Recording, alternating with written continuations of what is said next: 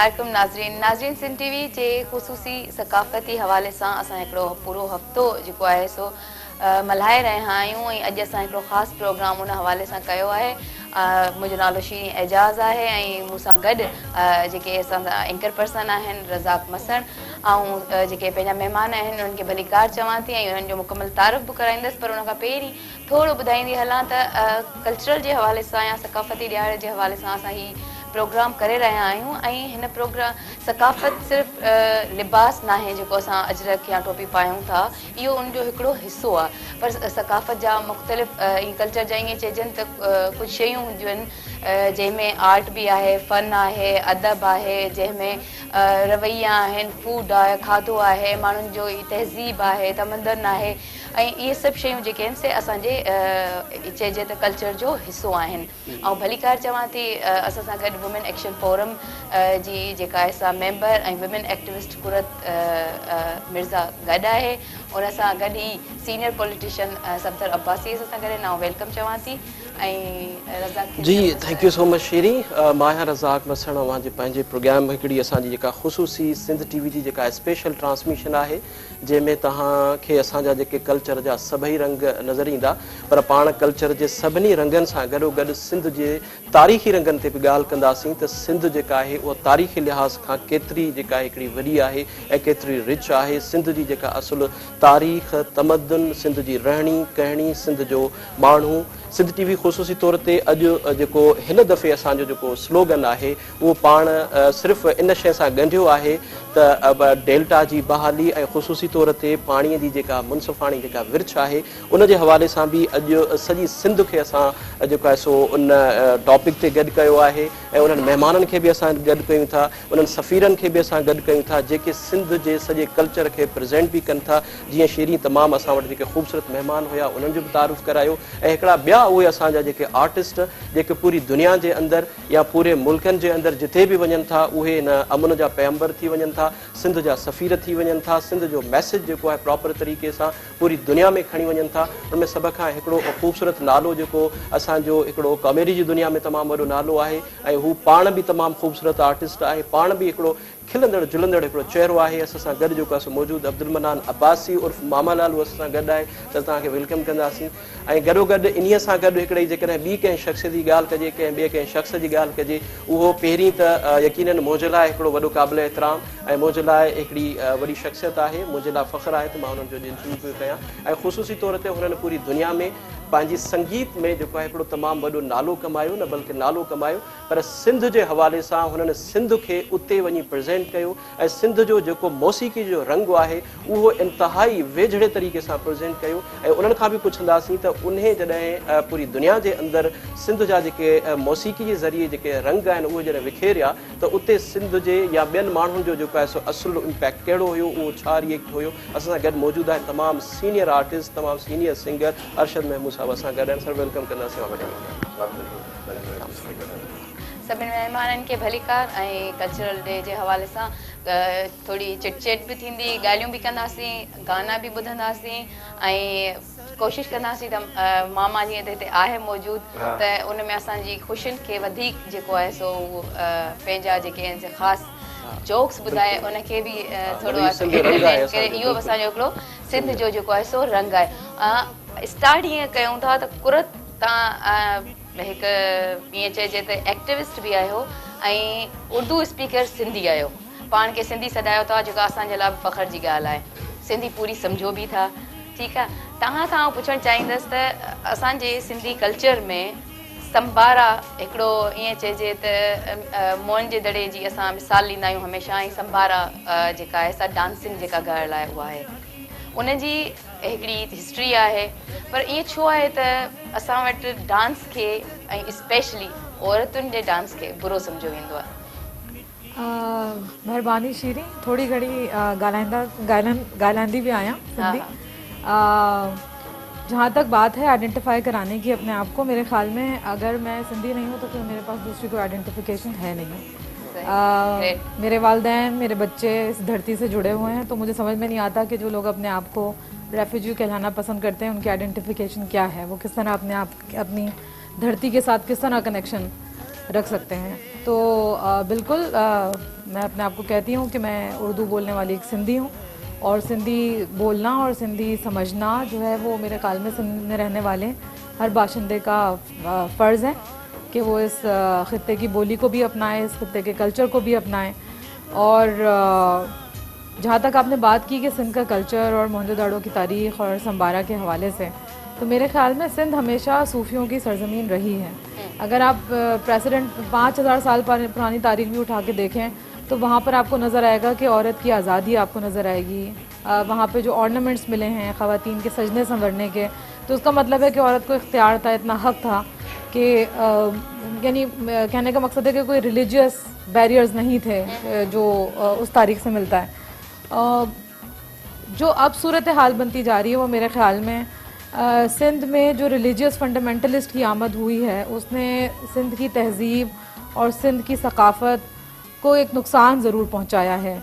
लेकिन मुझे लगता है कि सिंध इतनी रेजिलियंट है और सिंध में जो रेजिस्टेंस रही है, आप पूरी तारीख़ उठा के देख लीजिए, पाकिस्तान बनने से पहले भी और पाकिस्तान बनने के बाद भी जो सिंध की सियासी जिद्दोजहद रही है और जिस तरह की रेजिस्टेंस इसमें पाई जाती है, तो मेरा ख्याल है कि ये जो एक ख़तरनाक बात है जो कि मजहबी इंतहा पसंदी दर आई है सिंध में भी, उस पर भी एक रेजिस्टेंस का आंसर आपको लेकिन देखा जाए तो उसका फैक्टर बहुत ही कम है बनिस्बत दूसरी जगहों के, और उसकी शायद यही वजह है कि सिंध जो है सूफियाना धरती है। और ये जो इवन रज़ा का सां एग्री करो तो ये जो पाण सॼो कल्चर डे सेलिब्रेट कंदा आहियूं जॾहिं, तो उन ॾींहुं बिना कंहिं तफ़रीक जे, बिना कंहिं उन जे औरत ऐं मर्द जे सभु सिंधी माण्हू जेके आहिनि कुरत जेका ॻाल्हि करे पई उहा कंहिं हद ताईं ठीकु आहे। सफदर साहब जेकॾहिं हिनखे थोरो हो करे त हमेशह जॾहिं बि हिकिड़ो फंडामेंटलिज़म जी जेकॾहिं ॻाल्हि थी त हमेशह जॾहिं बि इन तरह जो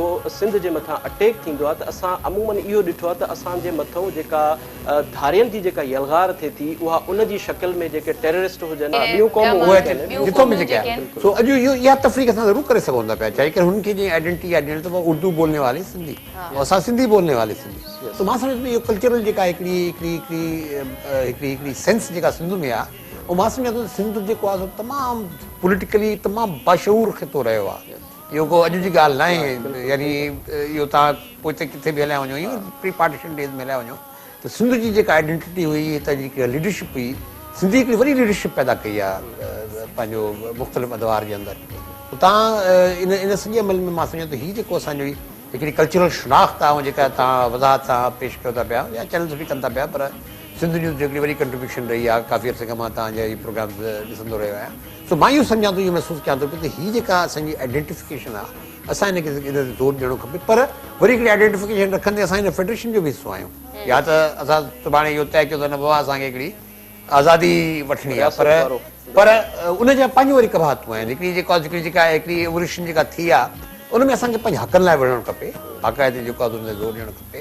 उन में पंहिंजे बि असांजी जेके ग़लतियूं आहिनि उनखे बि असां सॉर्ट आउट कयूं, असां किथे ग़लति आहियूं। ईअं न त को असां में ग़लती कोन्हे का, इहा ग़लती सभु को ॿियनि हंधि थी अचे पई। ऐं ख़ासि तौर ते जेका हीअ गुज़िश्ता मुंहिंजी नज़र में गुज़िश्ता 80 जी दिहाई खां पोइ जेको इहो टेररिज़म जो जेको अंसर दाख़िल थियो आहे, पहिरें सिंध इन खां मुबरा आई। सिंध में इहो टेररिज़म जो जेको रिलीजियस फंडामेंटलिज़म तव्हां चयो, उहो तमामु जेको आहे सो घटि उनजो सिंध शिकार हो, पर आहिस्ते आहिस्ते उहा शइ जेको आहे सिंध में ईंदी वई। ऐं जेके तव्हां ॾिठो त हेॾो वॾो हादसो थियो पंहिंजो असांजे कलंदर लाल शाहबाज़ ते, उन खां अलावा शिकारपुर में वॾनि जेका दरगाहुनि ते जेके हमला थिया। त मां सम्झां थो इनखे बि मुंहिंजो अल्टीमेटली अवाम बि ॾेई सघे थो, पर हुकूमतनि खे इहा ॻाल्हि तइ करणी आहे त हू किथे बीठा आहिनि। हुकूमतनि खे इहा ॻाल्हि तइ करणी पवंदी त छा उनखे इन शइ खे कंहिं बि लिहाज़ सां क़बूल करिणो आहे। तंहिं करे जेको टेररिज़म जो फिनोमिना आहे उनखे ज़ाहिर आहे जॾहिं को माण्हू हथियार खणी अचे थो उनखे हथियार वारो हुनखे मुंहुं ॾेई सघे थो पियो। पर मां सम्झो थो over a period of time, ख़ासि तौर ते गुज़िश्ता 5, 7, 8, 9 सालनि में जेका हीअ इवन इन एस्टेब्लिशमेंट जे अंदरि जेका पाकिस्तानी एस्टेब्लिशमेंट आहे या जेको अवाम आहे, उन में इहा सोच वधी आहे त हीअ जेको फंडामेंटलिज़म जेको वधियो उन सॼे न सिर्फ़ु पाकिस्तान सिंध खे बल्कि पूरे पाकिस्तान खे तबाह कयो आहे। त मां इहो सम्झां थो त अॼु वक़्तु अची वियो आहे त असां एज़ अ पॉलिटिकल हिकिड़े वर्कर जी हैसियत में मुंहिंजी त हिकिड़ी आवाज़ रही आहे पंहिंजे हिते, पर मां चवां थो कि इहा सॼी पॉलिटिकल पार्टीज़ जे अंदरि इहा इनकलकेट थिए इहा शइ त बाबा असांखे जेको आहे कंहिं बि सूरत में जेको आहे पंहिंजी जेका उहा ओरिजिनल शनाख़्त थी, जेका लिबरल वैल्यूज़ हुयूं, जेका सूफ़ी सिंध जेके असां चऊं था पिया, जेके सूफ़ी हिते जेके जिन इस्लाम फैलायो, पंजाब जे अंदरि जीअं बज़दाता गंज बख़्शा, हज़रत निज़ामुद्दीन औलिया आहे, पंहिंजो अजमेर शरीफ़ आहे, हिते सिंध जे अंदरि ताहा शाह अब्दुल लतीफ़ भिटाई आहे, कलंदर लाल शहबाज़ आहे, सचल सरमस्त आहे। तो असांजी इन आइडेंटिटी खे, जेका असांजी आइडेंटिटी, इनखे असांखे वधाइणु खपे। मां सम्झां थो उहो वक़्तु अची वियो आहे जिते सभु हर सिंधी खे बि ऐं ॿिया क़ौम बि हिते जेके रहनि थियूं पियूं, जेको अवाम आहे, पॉलिटिशियन्स आहिनि, एस्टेब्लिशमेंट आहे, उनजी इहा ॻाल्हि तइ करणी पवंदी आहे, हीउ फंडामेंटल वारो फिनोमिनन हाणे ख़तमु थियणु। डेल्टा जो जेको असांजो हिकिड़ो स्लोगन आहे सिंध टीवी जो, उनखे तव्हां कीअं था ॾिसो त केतिरो ज़रूरी आहे डेल्टा जी बहाली? तव्हां छा ॾिसो, हिकिड़ी मां तव्हांजी ॻाल्हि ॿुधायां, किथे बि तव्हां दुनिया में वञो, कंहिं कैनाल जी पुछड़ी ते वञो, मां लाड़काणे जो रहवासी आहियां, ठीकु आहे न, मां हुते ॾिसंदो आहियां उहा हेॾी सारी राइस कैनाल अचे थी पई, दादू कैनाल अचे थी पई दरिया सिंध मां, खीरथल अचे थो दरिया सिंध मां, पर वीचारो शहदाद कोट या पंहिंजो जी पुछड़ी जेका आहे अबू सैद ख़ान, उहा वीचारी जे पाणी हुजे त ॿुॾनि ऐं जे पाणी न हुजे त वीचारो सुकनि। सो इहो ई फिनोमिनन असांखे डेल्टा ते अप्लाई करिणो पवंदो त बाबा जे पाणी आहे त पोइ डेल्टा तव्हांखे 2010 जी अलाए ॿोॾि अलाए यादि कराए, 2010 जी जेका ॿोॾी पहिरियों दफ़ो सिंध नदी जी तारीख़ में 10 लख क्यूसेक पाणी बुडू ते हो, 10 लख ई क्यूसेक पाणी कोटड़ी ते हो, सम्झो। ऐं पर जॾहिं सुकूं था पिया 2012 खां पोइ का ॿोॾी कोन्हे का, त अॼु जेको आहे डेल्टा में पाणी छॾण लाइ तव्हां वटि जेको आहे कोन थो पिए। त इहा जेका शइ आहे, जेका असांखे इनखे हिकिड़ी वसी तनाज़ुर में असांखे ॾिसणो पवंदो, जिते असां पंहिंजे पाणी जे हक़ जे लाइ विढ़ूं। असां कॾहिं कॾहिं कंहिं फुरोई हुन में पइजी था वञूं पिया, मसलन मतिलबु थोरो कंट्रोवर्सी डैम्स जे हवाले सां आहे, कुझु जो ख़्याल आहे त न भाषा डैम ठहणु खपे, कालाबाग ते हिकिड़ो कंसेंसस मौजूदु आहे, कुझु जो ख़्याल आहे त बाबा भाषा डैम ठहणु खपे, कुझु जो ख़्याल आहे त न का डैम असां न ठाहियूं। सो इहा जेके शयूं अचनि थियूं इन ते मां सम्झां थो असांखे सिंध में हिकिड़ो कंसेंसस ज़रूरु डेवलप करिणो पवंदो। ऐं सिंध जी डेल्टा मुंहिंजी नज़र में इहा त हिकिड़ी शनाख़्त आहे असांजी, थोरी पले मच्छी खां ई शुरू कयूं, बिल्कुलु जीअं डेल्टा सुके थी पई त पोइ पलो ई असां वटि कोन्हे को। असां त उहो ज़मानो में ॾिठो त जॾहिं कोटली बैराज अञा कोन ठही हुई त इहो पलो जेको आहे सखर ते वञी असांखे मिलंदो, सखर में जेको आहे पलो ॿाहिरि जेको आहे लाड़काणी जी जेको दरिया में जेको आहे माण्हू लाड़काणी ताईं बि जेको आहे इहो पलो ईंदो, त हाणे जेको आहे पलो कोन्हे। सो चवण जो मक़सदु आहे इहे अहिड़ियूं शयूं जिन ते हिकिड़ो पॉलिटिकल कंसेंसस असांजी सिंध में ज़रूरु बिल्ड थियणु खपे, त असांखे कहिड़ी बुनियाद ते कहिड़ी शइ ते लड़ाई करणी आहे। मां सम्झां थो इहो हिकिड़ो टॉपिक थोरो कंट्रोवर्शियल बि आहे, कंट्रोवर्शियल बि आहे, अञा वधीक ॻाल्हाईंदासीं। मां मुंहिंजे ख़्याल में तमामु वरी हिकिड़ी कालाबाग डैम ते जेका डिबेट शुरू थी कंहिं ज़माने में, उहा हिकिड़ी कंसेंसस खणी आई त बाबा असांखे कालाबाग डैम न खपे। पर हाणे असांखे हिते छा करिणो आहे, जिते इहो हिकिड़ी वॾी तनाज़ुर में ज़ाहिर आहे। ॾिसो पाणी जो हाणे मसइलो जे पुछड़ी तव्हां ॾिसो था पिया, पाणी जो मसइलो इंडिया पाकिस्तान जो मसइलो थी वियो हाणे। सर बिल्कुलु थी वियो आहे, टाइम थी वियो आहे ब्रेक जो। नाज़रीन वठो था ब्रेक, हितां खां ई वापसि शुरू कंदासीं जिते असां छॾियो आहे।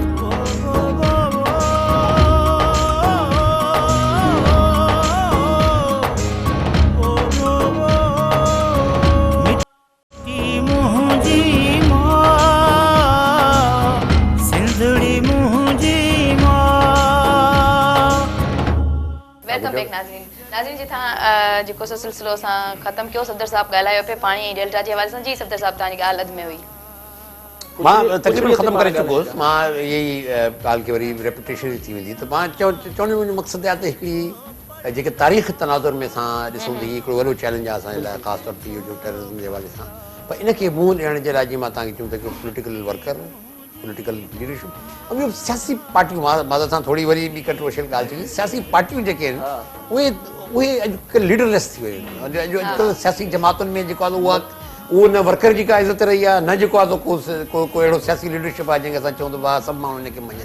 सो उहा हिकिड़ी असांखे हाणे बजाए असांखे कंहिं इंडिविजुअल ॾे ॾिसूं, असां हिकिड़ी पॉलिटिकल क्लास पैदा करणी पवंदी ऐं सियासी जमातुनि में तब्दीली अचे जिते उहो जमहूरी वधीक जमहूरी ऐं वधीक लॻनि जेके पंहिंजो अवाम खे इशूज़ खे एड्रेस करे सघनि, जिते हींअर हिकिड़ी विरासती सियासत थी वई आहे।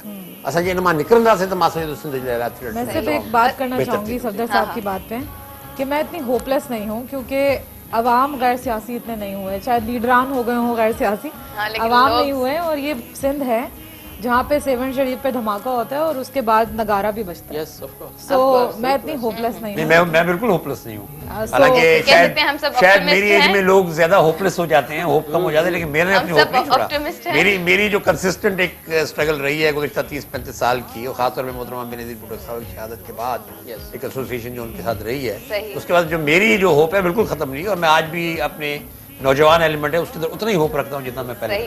असां सां गॾु जेका सो मामा बि आहिनि गॾु, मामा लालू मशहूरु जेको आहे, ऐं त मां त उहो ई नालो वठंदसि तव्हांजो, ठीकु आहे। ऐं सॼी सिंध तव्हांखे सुञाणे थी, ऐं खिलाइण जेको आहे उहो सभु खां ईअं सम्झ चइजे त ॾुखियो फन आहे। ज़रूरत वाकई आहे। वो रेडियो ते जॾहिं ड्रामो अॼु बि ड्रामो जॾहिं मुंहिंजो हलंदो त इहो रेडियो ते बाक़ाइदे ॿारनि जी बारी में सवाल कंदा हुआ त मामा लालू जो असुल नालो छा आहे? छा आहे? छो मामा लालू खे केरु असल नाले सां नथो सुञाणे, मोस्टली मामा लालू सां उहो आहे न, नंढड़ो मुंहिंजो इतफ़ाक़ सां दर खड़काईंदो हो, हाणे त ड्रामे जो नालो हो न, हुननि खे केॾी ख़बर त पीउ में ऐं मामे में फ़र्क़ु हुजे, जेसिताईं सम्झनि दर को खड़काईंदो हो न त चवंदो वॾो ख़बर इहो मामा लालू, अबू न मामा लालू। इहा रहंदी। मेरे ख्याल में ये भी ॿुधो हिकिड़ो शेर आहे त पंहिंजा दर्द दिलि में लिकाए मूं दुनिया खे त खिलायो आहे, शायदि कुदरत वारे मूंखे इन्ही जे लाइ ठाहियो। वाह वाह। इलाही सुठो। ही कल्चर ही सकाफ़त न जी सम्झ माण्हू में तॾहिं ईंदी जॾहिं इल्मु हुजे, शऊर हुजे। इल्मु अफ़ज़ल आहे। असां वटि ईअं न, असां जेको कलम आहे असां लिखण खां खे घटि ऐं सलवार में अगठ विझण खां वधीक इस्तेमालु कंदा आहियूं। असां माण्हुनि खे पंहिंजो ॻाल्हि सुठी कई आहे। सही आहे न, सही थी ॻाल्हि लॻी न। कलम जो प्रॉपर इस्तेमालु न थींदो, कलम जो प्रॉपर इस्तेमालु न थींदो त पोइ ही सभु शयूं सभु कचहरियूं अजायूं थी वेयूं, पोइ त माण्हू जाइल जो जाइल रहे थो। उहो हिकिड़ो हमरा लतीफ़ो थो ॿुधायां, हिकिड़ो हमरा वेठो हुजे होटल ते, पर शेफ पर हेॾा सारा कल्चरल डे हुजे, मां प्रोग्राम ते हुजां गुज़र साहब, हेॾा सारा शेफ पर हुजनि, शेफ पर सिंधीअ में चवंदा आहिनि त जवान जा पर थींदा आहिनि, ईअं न बाबा जेको रखे थो, इहो बसि कल्चर जो वार लख रुपयो थी मुछ इन मामले में त पोइ तव्हां पोयां रहियो। न, हे ॿई ग़रीब आहिनि, ग़रीब आहिनि, हे जहिड़ो छिलियल पटाटो।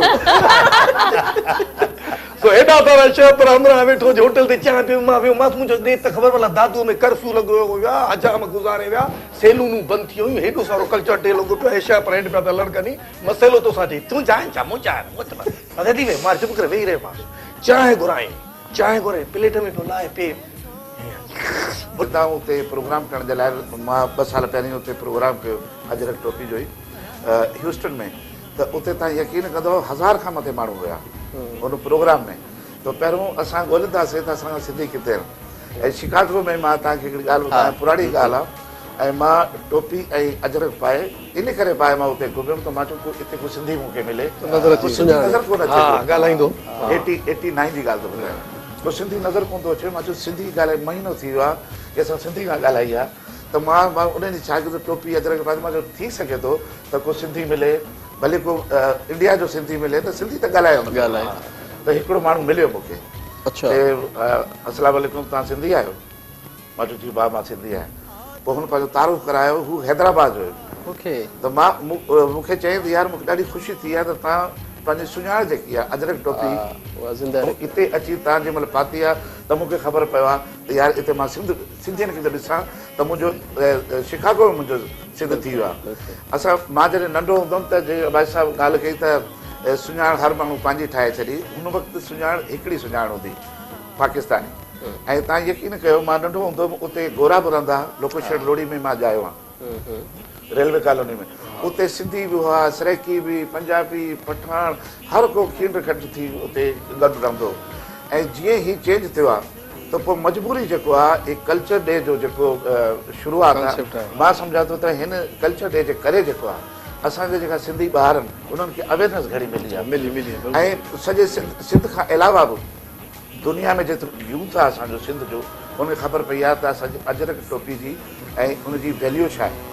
त मां हिननि खे मुबारकबाद ॾींदुमि जंहिं बि शुरू कयो आहे कल्चर डे, सिंधी टोपी जो कल्चर डे, ऐं सॼे मतिलबु पाकिस्तान में थियणु खपे, हर सूबे जी जेकी हर सूबे जो कल्चर जेको आहे हिक ॿिए खे ख़बर हुजणु खपे, जीअं हे सिंधी कल्चर आहे त हू पंजाबी कल्चर आहे, बरोचकी बि कंदा आहिनि, पर पंजाब ऐं उते पंहिंजो सरहद बि थियणु खपे। असांजे वात ते नालो ई कोन थो अचे, असां सरहद ई चऊं था केपी खे, हू नालो ई कोन थो अचे। असां चऊं था त उहो सरहद ई हुजे, वरी हुनजो नालो अचे करे सरहद रखो जेको शुरू में नालो हुयो। पाकिस्तान जा जेके सभई कल्चर आहिनि, हर सूबे जो हिकिड़ो पंहिंजो रंग आहे, पंहिंजो कलर आहे, पंहिंजी मौसीक़ी आहे। ईअं सिंध बि वरी कंहिं बि इन पंहिंजे कल्चर जे कंहिं बि हिसे में जेको आहे पोइते कोन्हे।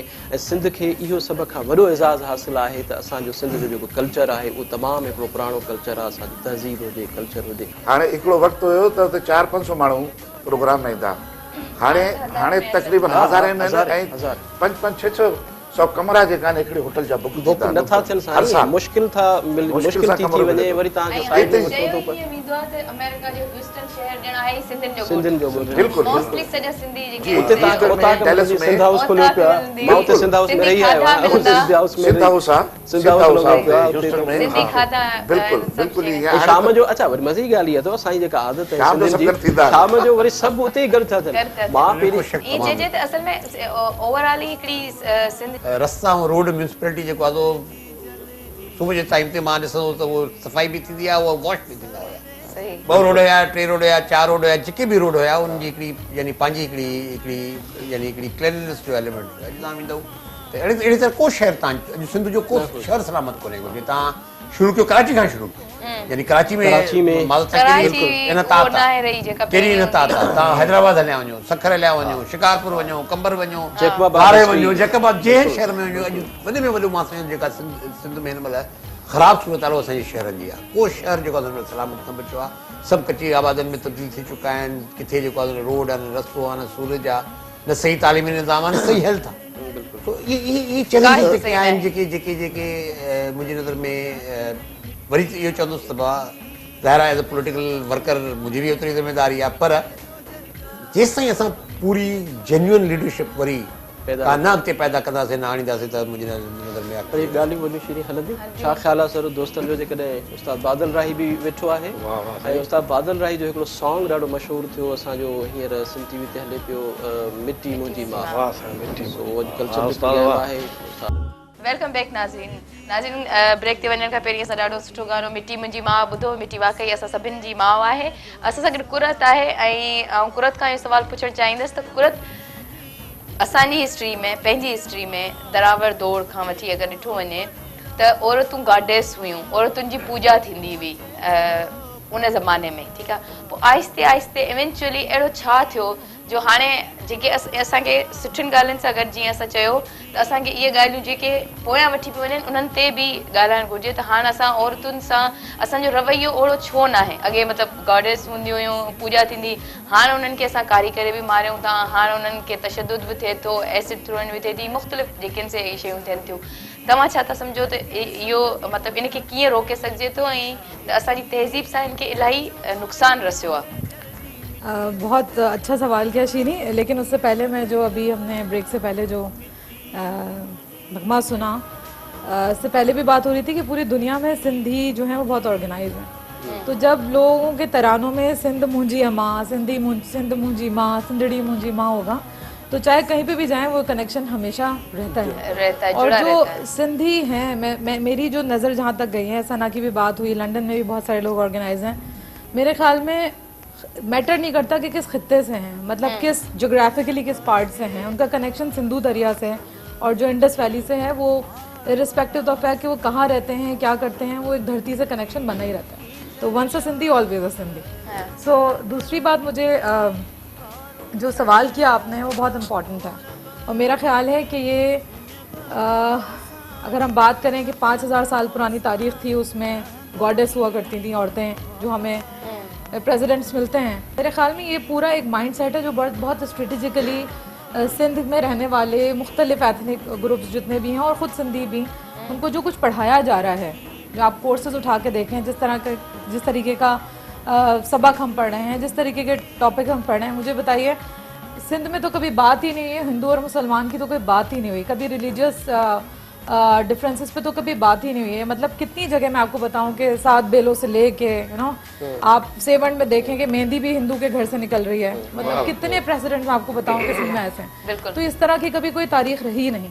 यहाँ पे तो लोग अपनी शनाख्त और इंडस वैली के साथ इतने जुड़े हुए लोग हैं, जो सफदर अब्बासी साहब ने भी बात की कि इतनी जुड़त जहाँ पर हो वहाँ पे ये सारी चीज़ें सेकेंडरी हो जाती हैं। लेकिन मुझे लगता है कि आजकल के जो मामलात हैं, और मैं I do agree with Safdar sahab कि वो पॉलिटिकल विल और नेशनल लेवल पे जो पॉलिसीज़ बनती हैं उसकी सज़ा भुगतता है हर सूबा, चाहे वो सिंध हो, बलूचिस्तान हो, KP हो, पंजाब हो, जो भी हो। सो जो आपकी पॉलिसियाँ होती हैं और जो आपकी प्लानिंग होती है उसका खमियाजा भुगतते हैं यहाँ के रहने वाले लोग। तो अगर आपके यहाँ पे मौजूद, मैं आप इतने सेलिब्रेशन का मौका है, लेकिन ये सारी बातें कनेक्ट करती हैं और हम सब लोग जज्बाती हैं अपनी धरती के मामले में, तो इट इज इम्पोर्टेंट और हमारी सकाफत से रिलेटेड चीजें हैं। सो जब ये होगा कि जो बैंड आउटफिट हैं, जो रिलीजियस फंडामेंटलिस्ट यहाँ पे बैठे हैं, जब उनको मेन स्ट्रीम पॉलिटिक्स में लाया जाएगा तो फिर आप क्या एक्सपेक्ट करेंगे कि यहाँ पे क्या नहीं होगा। मतलब एक पूरा तारीख रही है कि पाकिस्तान में जब भी मेन स्ट्रीम पॉलिटिक्स में आपको ये फंडामेंटलिस्ट नज़र नहीं आए उस तरीके से, लेकिन जिस तरीके से स्ट्रेटेजिकली आज आपके ऐवानों में बैठे हुए लोग, और अभी आपने पिछले दिनों भी देखा कि रियासत की रिट को किस तरह चैलेंज किया जाता है यहाँ पर, और थरपारकर से लेके आप सखर, कश्मीर, वहाँ पे भी आप जाके देख लें तो जो आप फील कर सकते हैं उस चीज़ को, जो कि ग्रास रूट लेवल पे जो तब्दीली आ रही है आहिस्ता आहिस्ता। मैं उस तब्दीली की बात नहीं कर रही जिसके नारे हम सुन रहे थे, वो जो तब्दीली आई है वो मुझे बहुत अलार्मिंग लग रही है कि ये जो नया पाकिस्तान होगा इसका कहीं रंग ही जुदा ना हो। ये आज डॉलर का भी आपको शायद पता होगा, आज के डॉलर का बस वो तो मैं क्या ही कह सकती हूँ कि मुर्गियों और अंडों के बाद डॉलर के रेट्स बढ़ने ही थे, भैंसों के बेचने के बाद। खैर ये हिकिड़ी वॾी पॉलिटिकल अगेन पाणी, हाँ बिल्कुल, मुल्क पाणी जेका हिकिड़ी विच आहे उन ते हिकिड़ो असांजो स्लोगन आहे। बिल्कुल ई तव्हां छा था सम्झो त जेका ख़ुसूसी तौर ते जीअं पूरी दुनिया में तव्हां हलिया वञो त पाणी माण्हूअ जो मेन जियापो आहे, पाणीअ खां बग़ैर इंसान ज़िंदह। ॿियूं डैम्स उन ते असां छा था करे सघूं? हाणे सुवाल थो पैदा थिए छा डैम्स खे असां अपोज़ कयूं, या इहो त न डैम्स ठहनि ऐं असां उन मां पंहिंजो हिसो वठूं। उहो आहे हिकिड़ी बदएतमादी। बदएतमादी एॾी वधी चुकी आहे ख़ासि तौर ते सूबनि जे विच ते। ऐं ॿी वरी बदएतमादी जेका वॾी हाणे थी वई आहे उहा आहे हिंदू पाकिस्तान जे विच ते। हाणे जेका असांजा दरिया असांखे 3 ॾिना उन्हनि 3 ते हाणे आहिस्ते आहिस्ते हिंदुस्तान जेको आहे उनखे डाइवर्जन्स क्रिएट करे उन्हनि ते जेको आहे उते डैम तब्दीली पैदा करे खणी अञा एक्चुअल डैम्स न ठाहिया आहिनि, पर जेके बि हुननि जा ठहनि था पिया, ये पावर प्लांट्स जेके ठहनि था पिया डैम्स ते, जेके पावर जनरेशन प्रोजेक्ट उनमें डाइवर्जन आहे घणी, माना जेको रूट हुयो उन रूट खे तव्हां डाइवर्ट करे छॾियो। सो इहो जेके सवालात आहिनि हाणे हिन महिल जेका पाणीअ जी विर्छ जी, माना मां हिकिड़े बहसियत हिकिड़े फ़र्द जे इहो चाहींदुसि त बाबा मूं ताईं उहो पाणी कीअं थो पहुचे, या सिंध जो जेको आम फार्मर आहे या जेको आम किसान आहे या जेको हारी आहे उन ताईं कीअं पाणी थो पहुचे। हिन में 3 मेजर हिन महिल बॉटल नेक्स मूंखे नज़र था अचनि। हिकिड़ो त जेको पाणी ते हिन महिल कंट्रोवर्सी आहे हिंदुस्तान ऐं पाकिस्तान जे विच ते, ठीकु आहे, पहिरीं ॻाल्हि इहा। ॿी आहे उहा कंट्रोवर्सी जेका असांजे सूबनि जे विच ते आहे, ऐं टीं वरी कंट्रोवर्सी असांजी पंहिंजी इंटरनल आहे। त भाई हिते जेके वॾा माण्हू ज़मीनदार जेके वेठा आहिनि पंहिंजो शुरू में उहे पिछड़ी खे पाणी कोन था ॾियनि पिया। असां पाण बि पाण सां बिल्कुलु इहो बि वो चवंदा जिसकी लाठी उसकी भैंस, जिसकी लाठी है वो चाहे पाणी वो वाला। पर तव्हां चयो न जीअं त डैमनि ते कंसेंसस जी जेसिताईं ॻाल्हि आहे त डैम तॾहिं ठाहिया वेंदा आहिनि जॾहिं पाणी सरप्लस हुजे, का बि शइ जीअं बैंक आहे जस्ट लाइक का शइ एक्स्ट्रा आहे त उहा तव्हां रखो। पाण वटि त पाणी मतिलबु जेका आहे उहो ई पूरो न आहे त डैमनि जी हिते कंसेंस या ॻाल्हि सिंध जो तव्हां पैटर्न ॾिसो त हाणे प्रॉब्लम हिते इहो आहे त तव्हां वटि असुल खां वठी तव्हां शुरू खां हलिया वञो 30s और 40s खां वठी त 8-10 सालनि जा साइकिल्स हूंदा आहिनि। माना जीअं मां तव्हांखे चवंदो 2010 ऐं 2012 जो एॾो पाणी हुयो जो सभु असां ॿुधूं पिया, माना पूरी सिंध वर्चुअली ॿुधी वई। तव्हां जे उतां ॾिसो त पूरे काछे जो इलाइक़ो वेंदे मंछर ताईं वेंदे पाणी मंछर खे हणी वरी वापसि आहे।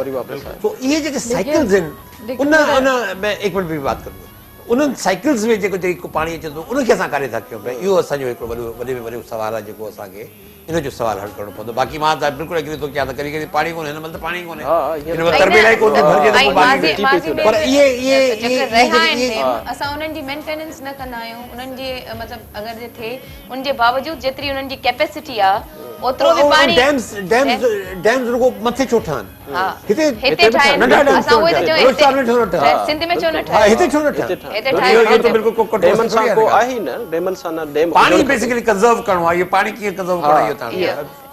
सॉरी मैं आपकी बात काट रही थी, मैं सिर्फ ये कहना चाह रही थी कि देखें पानी की कमी या पानी का ना होना एक ऐसा इशू है जिसके कई सारे ऑल्टरनेट्स भी हैं। जैसे जब बिजली की बात आती है तो सब यही होता है कि जी हाइडल पावर से बिजली ले रहे हैं या कोल से ले रहे हैं, ऑल्टरनेट भी मौजूद होते हैं। ज़रूरत है कि उसको देखने की कि किस तरह देखते हैं।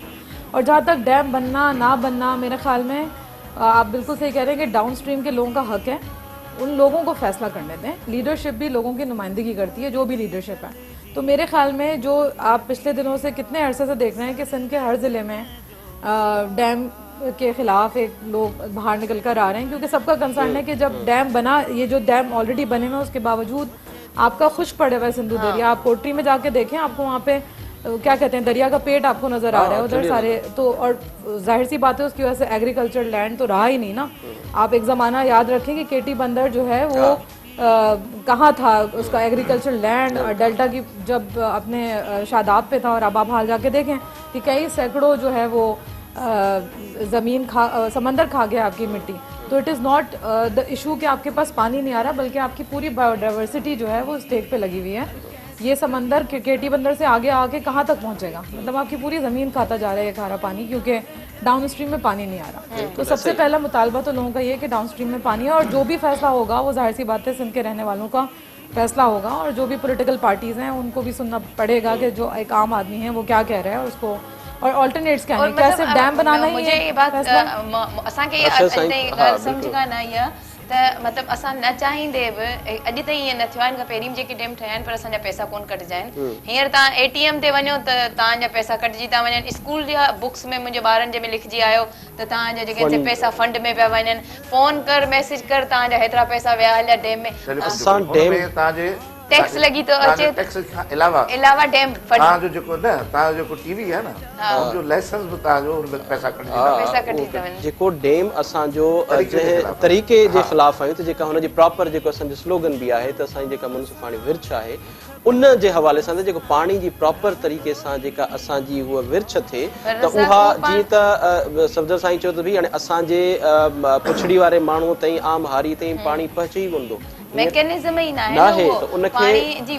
बियो तो जेको माज़ी में पाण ॾिठो आहे जेको हींअर ताईं जेके फ़ैसिला थिया आहिनि, जेके अकॉर्ड ठहिया आहिनि, जेके कानून ठहिया आहिनि, इवन जेको आहे CII में जॾहिं वञनि था ॻाल्हाइण, इवन ॻाल्हाइनि ताईं नथा त जॾहिं असां वटि माज़ी जो ई मिसाल मौजूदु आहे त माण्हुनि वटि बेइतमादी आहे।